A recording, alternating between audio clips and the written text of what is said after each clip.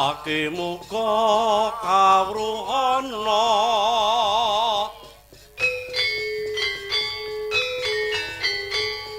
den wakodo ing jaman tali geni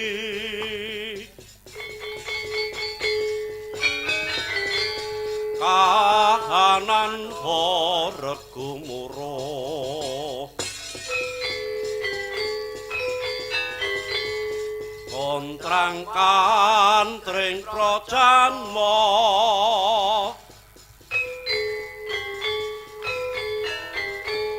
udan tangis banjir getih sarah palung kinuparku bardahana sinumethaline geni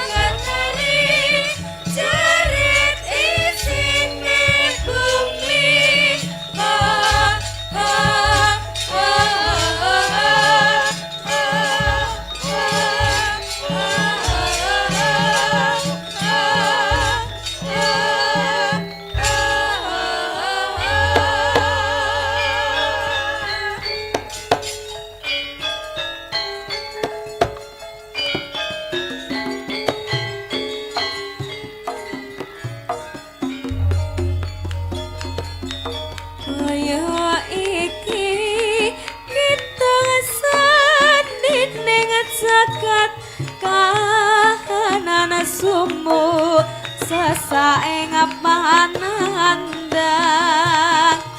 saged ngenget panas makan kantar kahanane yo kahanan geni kaya geni kuasane yo geni geni tuminta geni rakyat geni pemerintah geni banda geni jaga kabeh geni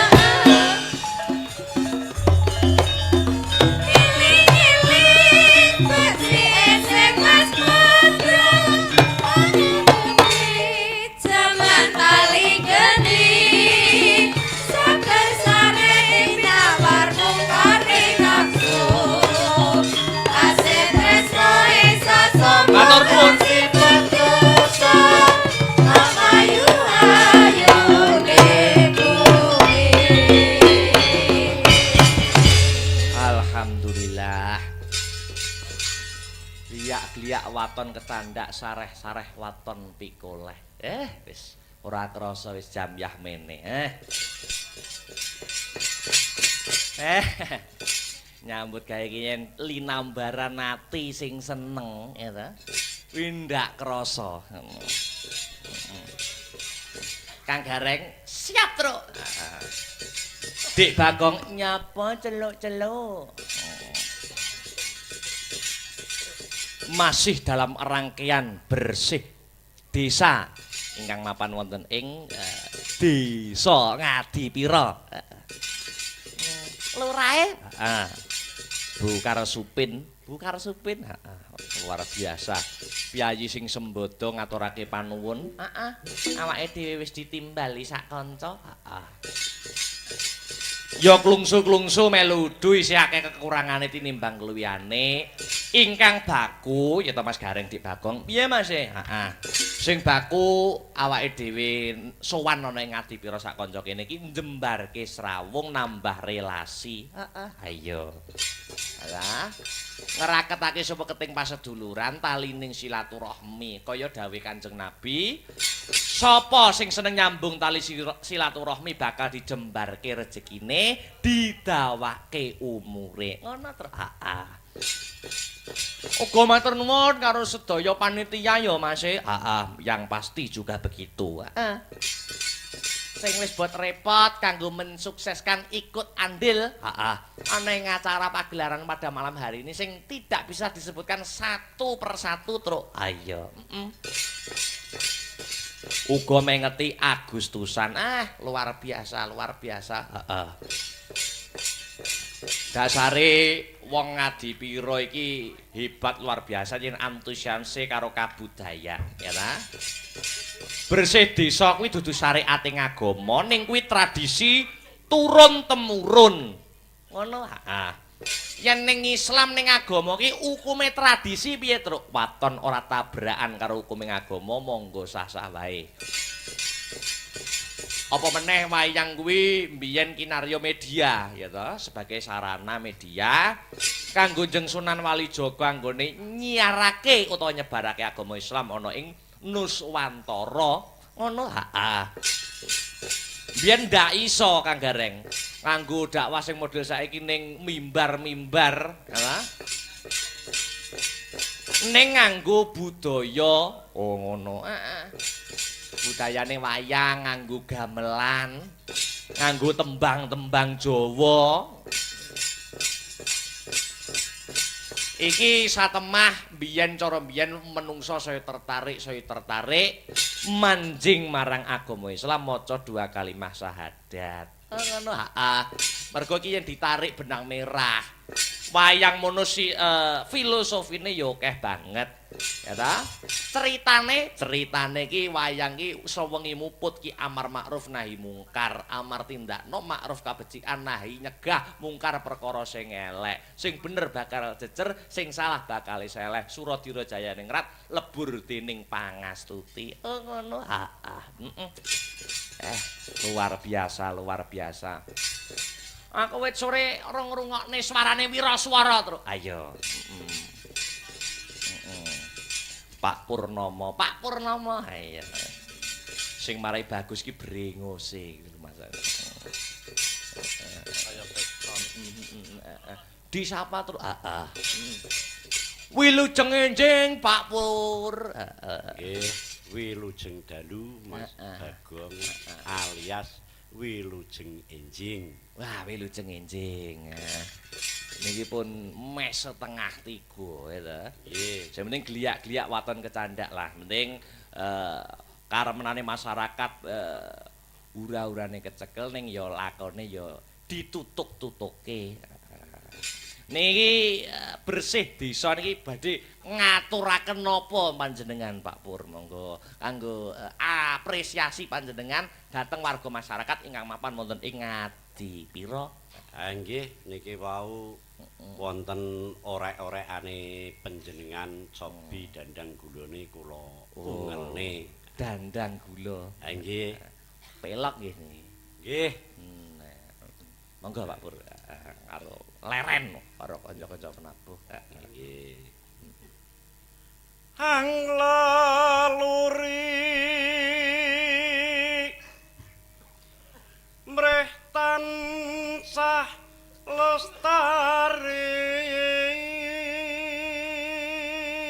ang leluri mreh tansah lestari ya. Adat kuno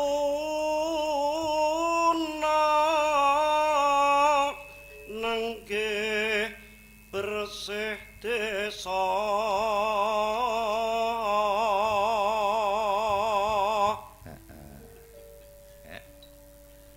lumati hingga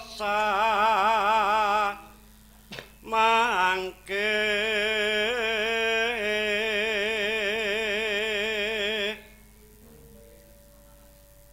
wujute suka syukur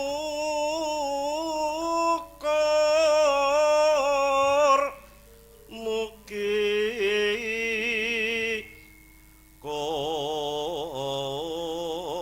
konjuk ngarsaning Gusti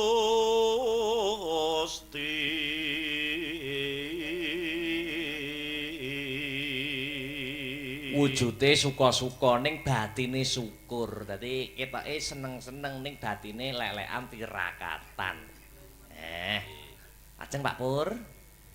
kang minangka pangayoman Narya pangayoman mring titah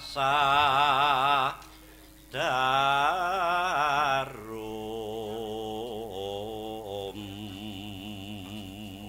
amin hang ganjar sandang lan pangan katentreman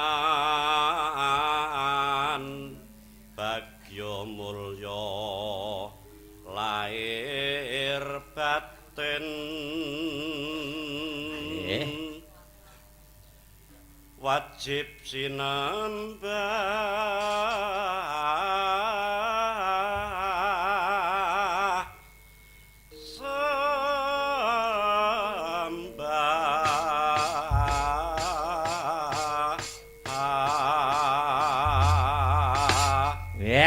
matur nuwun.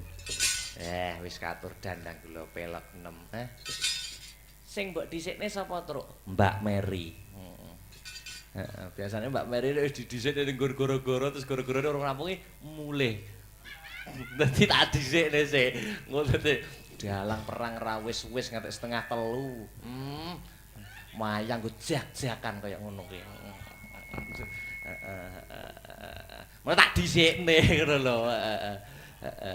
Wis pokok sing pelok 6, Mbak, monggo kersa.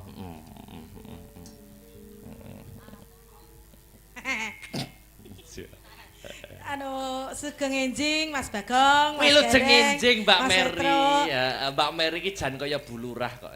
Alhamdulillah kula nggih teng omah mriku nggih bulurah. Mboten, terus teng statuse wau banere sing klambi putih. Oh nggih. Salah ya. Pasuryanku kok ora dipajang. Wis yo. Oh, sing membuat sini kok. Nggih, nggih, nggih. Niki tembangipun menapa? Monggo sing pelok 6 pasrah borong panjenengan Mbak Mary. Aku ngenteni tekamu kaya ngentenimu dening wahyu janjimu tansah sumimpen jroning kalbu kusum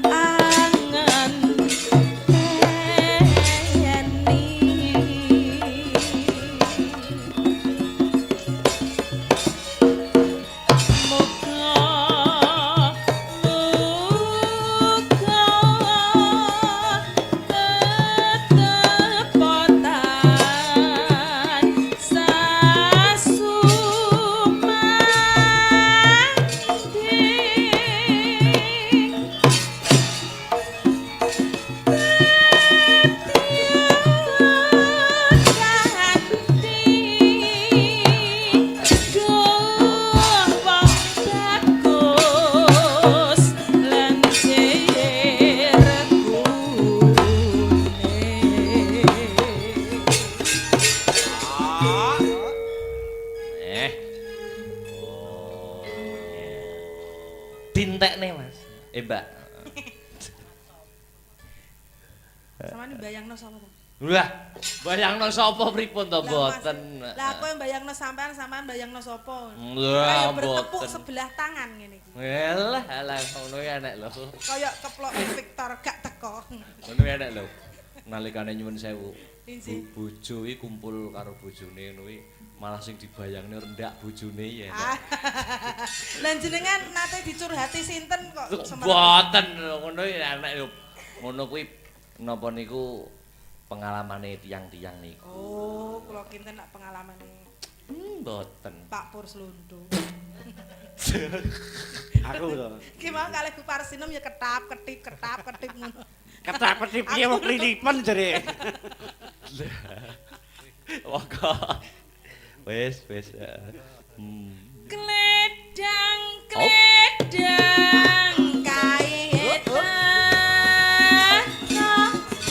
ranyata janjine datang citra gelang alit welut misa saupama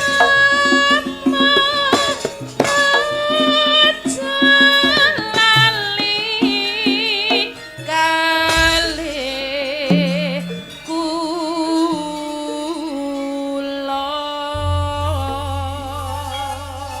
Mbak Mary, Injih. tapi kula niku nek ngejak jenengan niku beban lho kula niku. Lah kok saged? Estu bebane niku wah aku kudu golek son sing apik.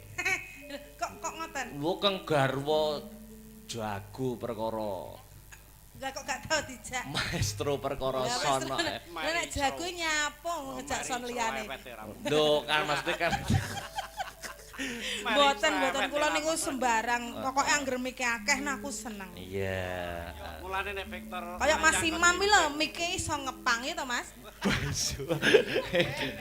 Tapi nek sing ngenong niku sing Pak Sipan niku seneng sing son sing mamane tak terus saged muni dawa. Tua. Oh, ngoten. Deng duweng. Sing ada anu, Ting ting tuwing. Pak Sipan kok tok ganteng kok kene. Wah. Kayak putih ngono. Oh, pucet to, tak kira. Nggih, matur nuwun lho Mbak Mary. Injih sami-sami. Nah, Kula nggih ngene. matur sembah nuwun. Ngene iki batine Mbak Mary gawe aku wis bar. Wis bar. Mboten, mengke kula tunggoni sampai jam 6. Lho mboten lho nek wonten acara benjing nderekke lho kula. Sampeyan melu aku. Lho mboten mesti nderekaken tindak. Yo dibarno sik to kula gek melu aku. Njok. Iki sinden-sinden Asta Brata iki mung nganggur tenan iki mau. Ya tampil kira nonton wayang kok gelungan, guys. Mbak Pesek. Gamelane kuno ya. Kuno. Jumeneng Mbak Pesek supaya otot-otot di kaki mengalir. Otot, maksudnya aliran darahnya. Aku mau gak kon ngadeg. Lah, jenengan iki Pilih gara-gara. kasih. Lah Ora jenengan tau dijak pisan kok kaya anak tiri. elo mesti ngono kuwi lho. Mesti limbukan mau wis sak lose lho.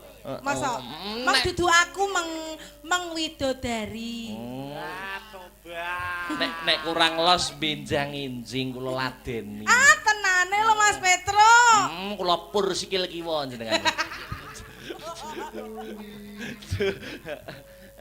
Mbak Pesek jumeneng. Wah, luar biasa.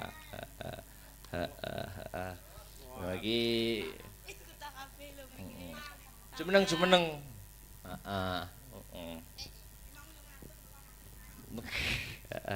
Lah, wilujeng enjing Mbak Sri Wahyuni. Sugeng enjing, Mas. Luar biasa. Kini ya sak letingku, sak angkatanku niki. Kakek ning ndi Mbak Yu? Wonten Boyolali, Mas. Waduh men to. Nggih no. Aku ning Tulungagung wis cuwapek kok.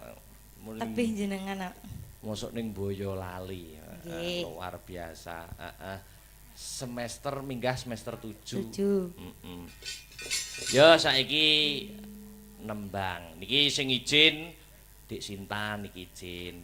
Mergi lagi masuk UNESA. Kok nesu to Mbak Mary? Oke. Jejerono to Dik Victor. Iki Dik Sinta izin karo Mas Wafa. Dilalah kersane ngalah iki sing beduk sakniki niku Mas Didik niku selalu membantu aku pas kahanan kepepet. Jadi aku karo Mas Didik kaya utang getih ngono gitu. Iki lho.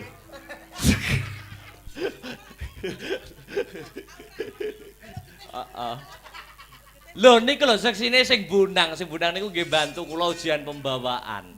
Ujian pembawaan niku Mas Didik niku mboten bantu kula jane. Lewatian sing ngendang sanes ngaten. Lewatian ping 3 ping 4 ngaten.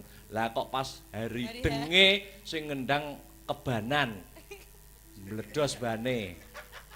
Aku matane aku. Nah ya. Nah, terus Mas Didik tak telepon. Aku arep mapan turu bar nyapa. Mas aku njaluk bantuanmu aku. Ujian tadi. Wong gugah turu nggo bantu ujian tenan to. Selamat. Mate. Kabur lho Dekan. Oh, piye? Gendenge kabur. Kabur munggahe Sekar Lesah. Ujian pembawaan. Ya nembang, Mbak.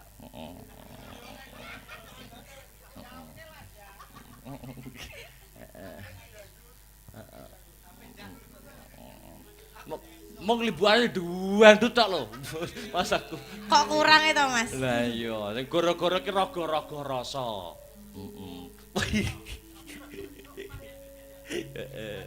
Wis monggo merdeka mawon Mbak Sri. Melatih nonce Mas. Wah iki.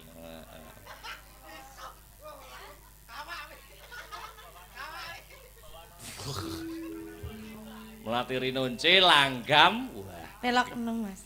Gentiri muni. Mbah sabun gambange muni.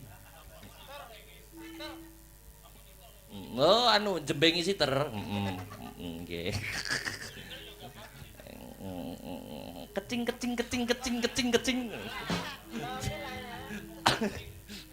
Ayo melatih rinonce. Katur para netizen ingkang wonten YouTube ingkang tasih mantau, mbuh ki pira penontone siang. Langsung mawon nggih Mas. Langsung ndak apa-apa. Badut itu Mas aku. Monggo. Wis mrene nyangking kembang malatiri nonce tondo yakti tak kepeka saguhane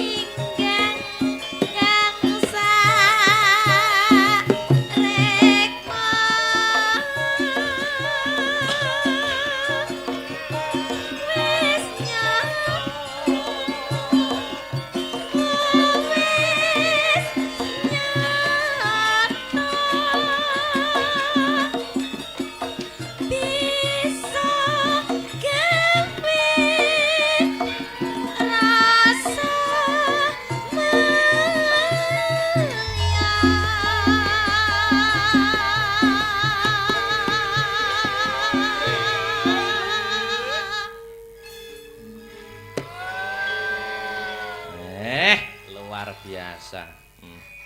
Terus? Iki pasanganku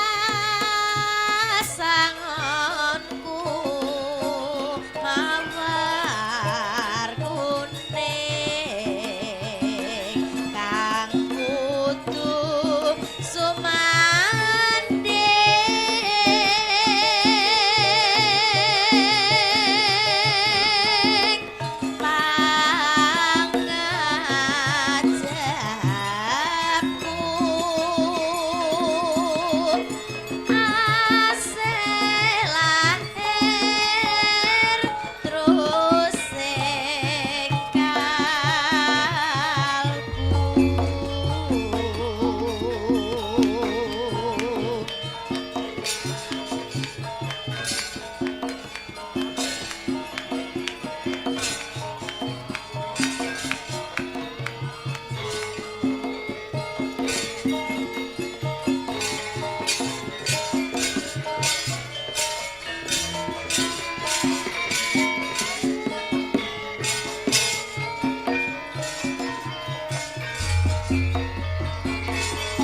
Yuk.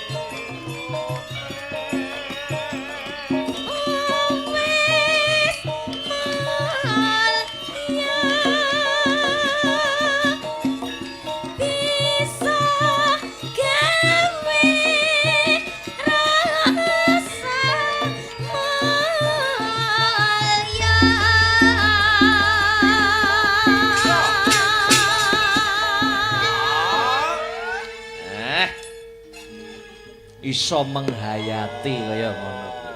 Dasare ya Mbak Sri Wahyuni iki akhir-akhir iki status WA-ne iki berbunga-bunga kok. Mboten Mas. Kok iso mboten lho aku delok lho. Jane ndelok statuse kanca-kanca aku jane yo pengen lho. Ning Karo Mbak Mary. Kok iso gak resiko ning lho. Ndak anu nongko. Kok iso gak resiko niku napa? Gak resiko napa? Gak resiko napa kecar teng udel. Mau lanjut. Yo. Wong edan. Iki pasanganku mawar kuning kang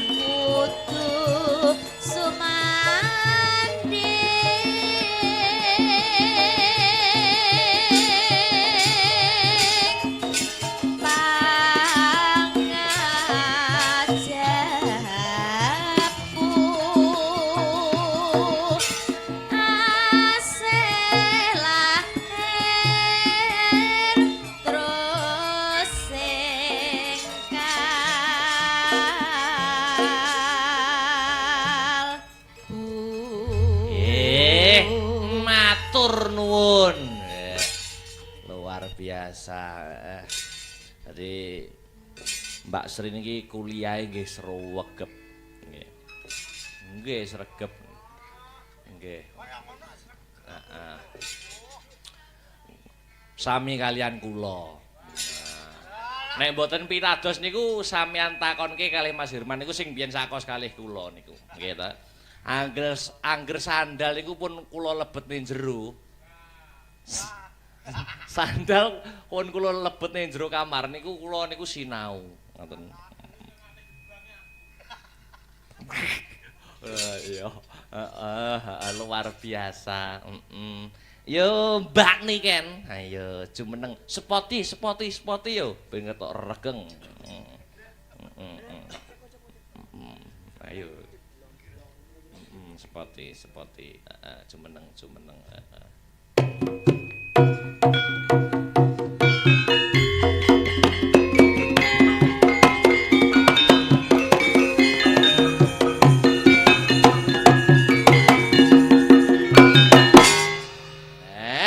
Luar biasa. Ngaten mawon, singkat padat. Wis jan kaya Wes ki gara-gara Mbak Mary mangan jeruk. Kan aja nek kan cerite. Wilu jengenjing Dik Niken. Sing ngenjing Mas Dalang. Masih belum ngantuk toh? Alhamdulillah derek. Besok pagi ada PY enggak? Besok pagi sekolah. Oh, sekolah ding lali aku iya ding. Dalu ada PY? Benjing. Mboten. Oh, mboten. Dalu wonten. Teng Campur sari teng kene Pleman. Kediri. Nggih. Wah, ya wis sakniki ki permintaan. Ya niki iki gemati kudu metu iki. Wis digarap Pak Markaban ya Ramadan niku terus kedah.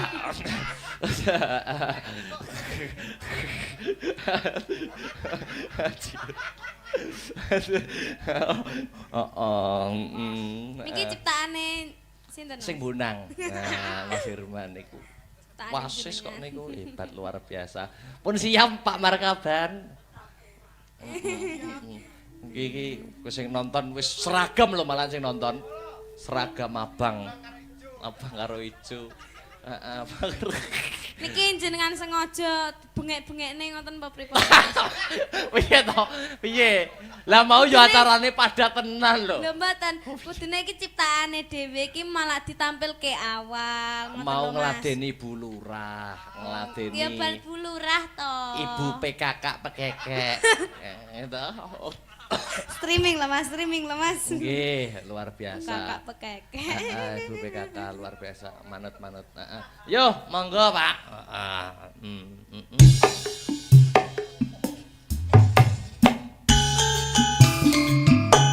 Segur kene tok.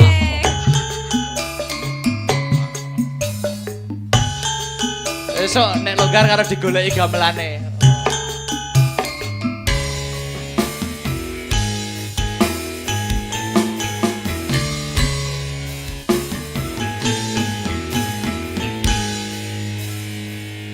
Eling nalika weruh sliramu aku sumo ayu pujaan atiku alah anteng manis lamun kadulu meraati gemati marang aku Sona Kang Mas uga ngimbangi lambaranku Salah nek nyekel dong. Suci sarata Ada. Tulus sing janji endah rinakit sajroning ati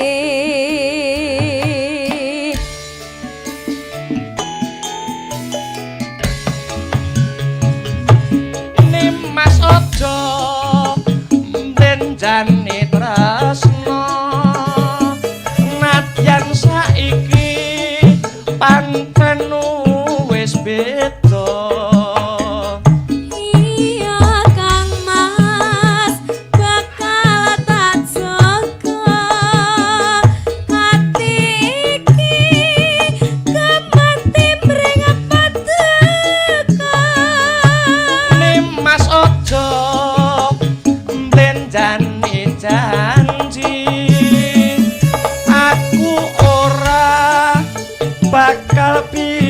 bisa lali. Iya Kang Mas bakal tak rukti hati iki mring Kang Mas sawiji. Asik. Mas Akbar Syahalam. Ayo.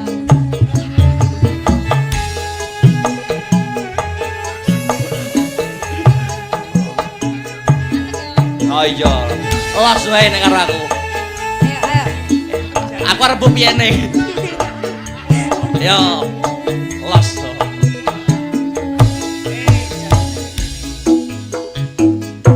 Eling nalika weruh sliramu kusuma ayu pujaan atiku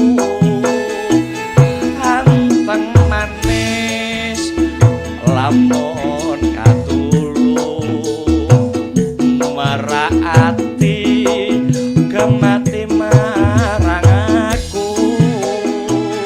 Ingesana Kang Mas uga ngimbangi lambaranku katresnane suci Mlaku rono, Bro. sarta uga Sik, nyanyi. Kene wae. Endah rinangke sajroning ati.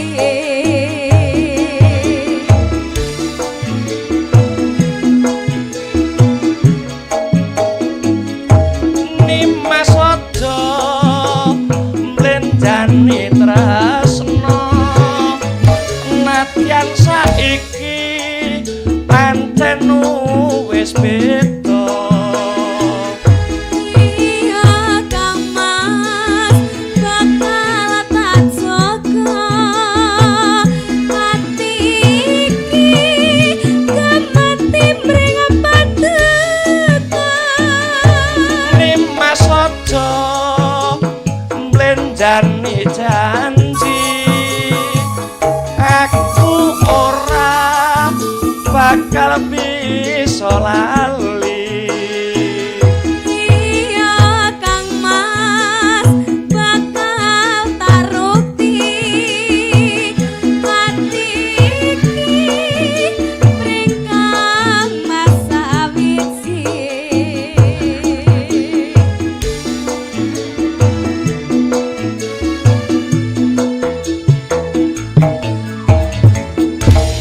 Ayah, ayah, ayah, ayah, mumpung ngadeg loh, Nyapa? dagel no. Weh!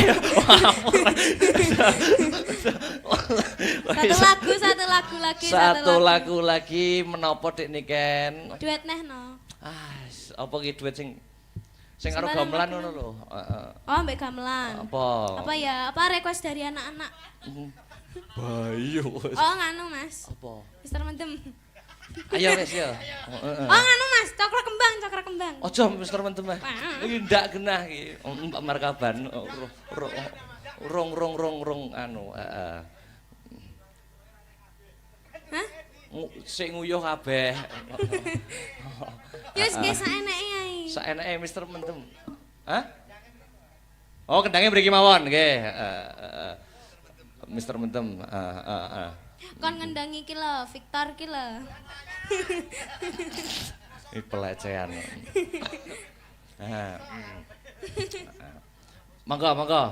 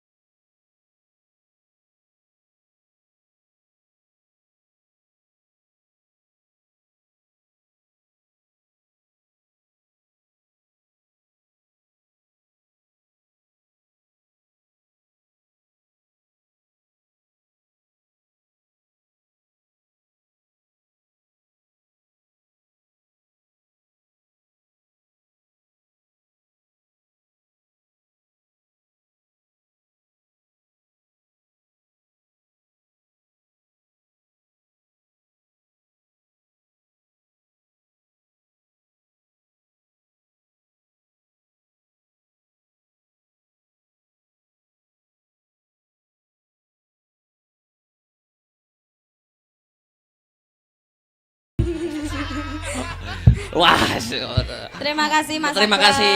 kasih. Niku kula sampun anu niki, napa niku? Menten, Mas. Mbah Saban niku pun ngaten kula. Iki wis jam 3 ngono lho maksudnya. Ngelingne, mesti ngelingne kok dak. Nek wis jam 3 mesti ngelingke ngono, heeh. Makasih ya Dek Niken, selamat berjumpa Siap, lagi siap, di lain siap. waktu. Oke, Mas. Heeh.